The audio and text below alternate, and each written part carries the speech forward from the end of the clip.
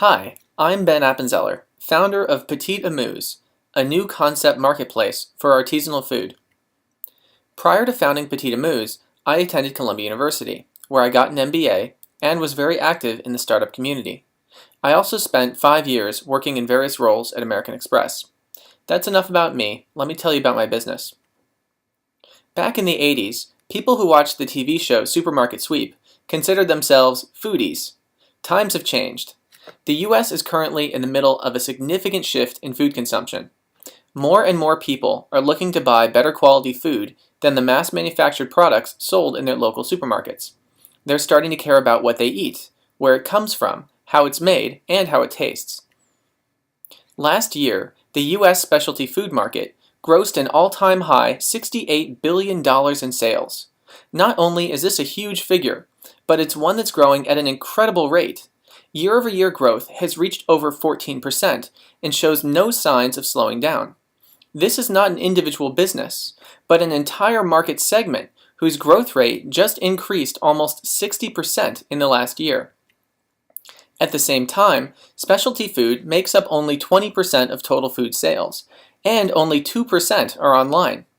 There is a lot of untapped potential to sell specialty food online to folks already purchasing through brick-and-mortar stores, and even greater potential to reach an entirely new set of people who don't currently purchase any specialty foods because they aren't sold in nearby stores. To tap into this potential, I began by running an exploratory pilot with basic versions of both a subscription service and e-marketplace. I collected a number of insights around customer preferences, vendor requirements, development constraints, and operational logistics. The next step is to take what I've learned and apply it to building a full-functioning, scalable beta. The beta will follow a new concept called an intention economy. In a normal economy, vendors approach consumers as commodities to be won. They compete for consumers' attention, and vendors try to talk consumers into buying what they happen to be selling. An intention economy starts with and revolves around individual customers. The role of a marketplace is not to make choices for consumers, but to instead bring together a comprehensive set of vendors and make personalized connections based on consumers' individual needs and preferences. For example, in an intention economy, flight booking service Priceline.com, which currently lets users name their price for an airline ticket, would also serve as an intermediary with airlines to help coordinate the addition of new flight dates and times that correspond with buyers' intentions. It may seem like a small difference, but this is a fundamental shift in perspective that has far-reaching implications on user experience. We are clearing away obstacles so that regular people can get to know food in an inviting, personal way and more richly experience one of the most basic, fundamental aspects of humanity.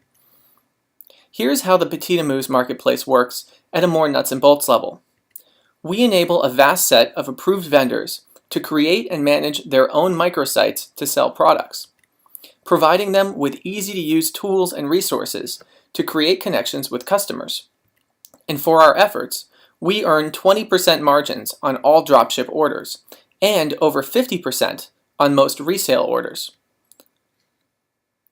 Our vendors include small producers, like those who sell at farmers markets or have recently come out of a food startup incubator, and more established medium-sized food producers, including award winners and select regional imports.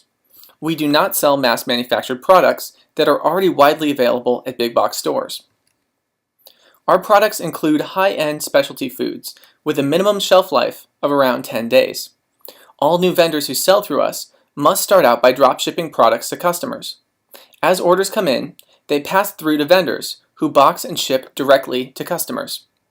After a few months, we then extend the option to purchase wholesale those products that are shelf stable, don't require cold packs, and are proven sellers. Successfully changing how people think about and purchase food hinges on expanding access and facilitating discovery. What do I mean by access? Well, suppose that you live in San Francisco. Luckily, there are a ton of great local food producers and small specialty food stores just minutes from your house. But what about people who live here or here?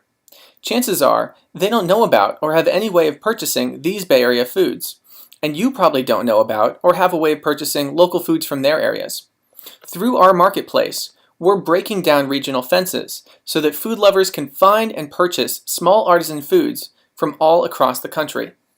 In addition to providing unprecedented access, we offer a number of intuitive tools to help customers discover new vendors. These include our tasting box, learning modules, and social media.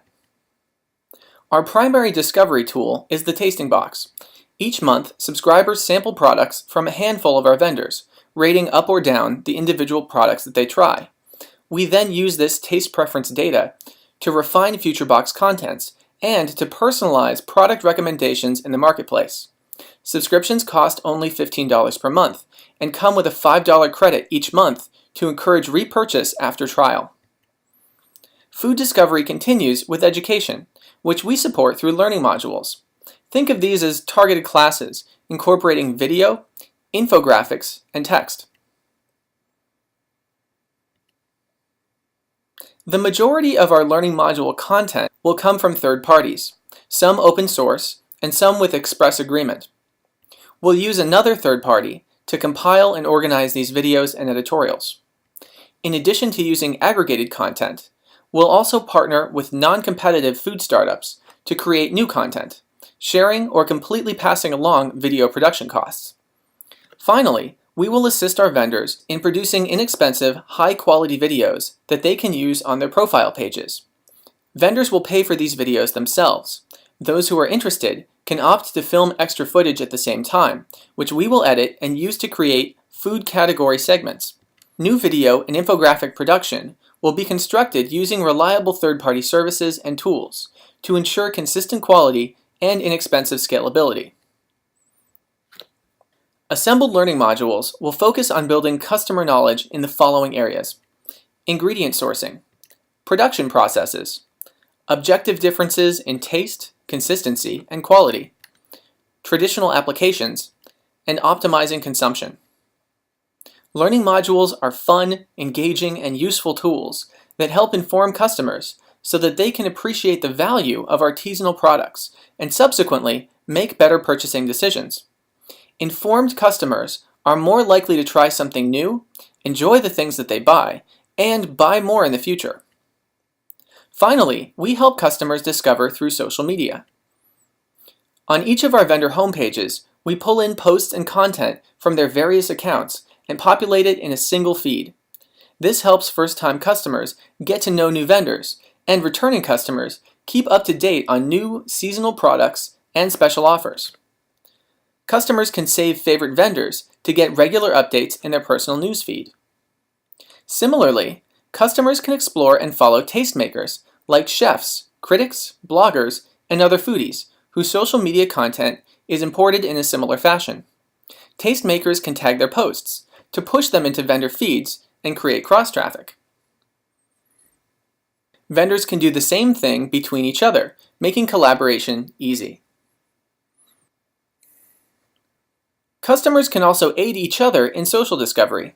It's easy to see who and what your friends are following, which vendors and products they like, and create and share personalized food collections. Collectively, all of our discovery tools not only aid in helping customers find products to buy, they also help to build and foster a food community. As customers interact in our community, learning, sharing, and entertaining themselves, we will collect data from each of their interactions. This data will be compiled into individual profiles and analyzed in order to achieve a highly personalized approach to selling. Here's an example to illustrate how Petite Amuse will use data to create intention-based, personalized selling. As part of our overall communication strategy, engaged customers will receive intermittent emails, giving them a snapshot of all the things they care about. They can preview the contents of their next tasting box, explore newly posted recipes, pre-filtered based on personal interests, or click into and explore a number of other individualized experiences. Customers can also explore recommended products. Now, anybody that's used Netflix knows that machine learning-based recommendations are only as helpful as the data and algorithm behind them. Here, we have a recommendation for tomato jam. Let's see how smart this recommendation really is. The tomato jam recommendation is driven by social, analytical, experiential, and contextual data specific to the individual customer. We know that her friend Sarah has marked this tomato jam as a favorite and has purchased it 4 times in the last year. 3 of the bloggers that she follows also endorse this product. The tomato jam is featured on an eat list titled Savory for Summer that she first viewed 2 months ago and shortly after purchased 2 of the other listed products. She's since liked these products in her post-purchase feedback. The tomato jam fits all of the dietary preference and attribute filters that she's actively identified are important to her, as well as some additional attributes that we've deduced are also important based on her recent search behavior. The jam is in a price range for products of this category that is consistent with her past purchase behavior. It's also a great complement to other products that she has saved as favorites. Other customers with similar purchase history and taste preferences really like the jam. Now, this customer hasn't actually tried tomato jam before, but she has tried products in her tasting box that source their ingredients from the same growers, and she really liked those other products. We also know that in the past month, this customer spent 5 minutes watching a jam learning module and 10 minutes watching 2 other recipe and product videos featuring jam.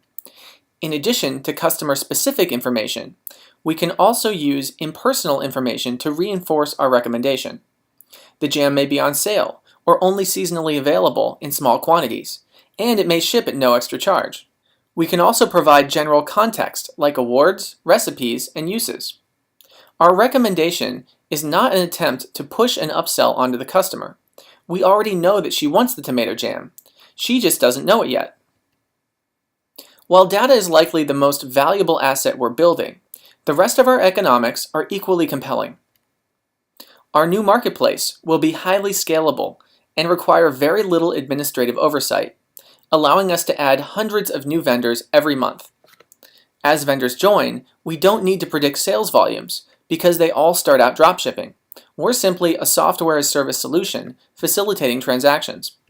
However, once new products have a proven sales record, we'll double down on these winners by purchasing and reselling inventory to earn higher margins. These wholesale orders are turned over in the same month they're purchased, virtually eliminating carrying costs. If we sell through inventory more quickly than anticipated, overflow orders will dropship, allowing us to buy conservatively without missing out on sales. And automated triggers replenish inventory as needed.